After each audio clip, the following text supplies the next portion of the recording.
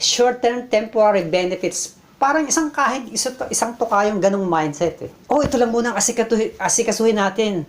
Saka na yung para bukas. Kaya parang isang tuka pa rin tayo sa buong mundo. Dapat ang wealthy ang mindset natin. We look forward and plan for the future tulad ng mga mindset ng mga maunlad na bansa. Natutunan at naranasan ko kung paano mabuhay sa isang maunlad na bansa. Ibang mindset nila ng mga tao dun. Tulad ng sabi ko nga, they already looking forward for the solution even before they encounter the problem.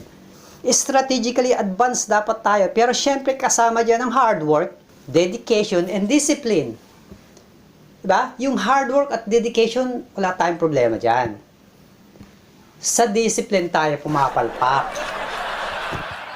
Kulang tayo sa disiplina, tapos idadagdag mo pa yung utak talangka ng mga Pinoy. Walang pagkakaisa.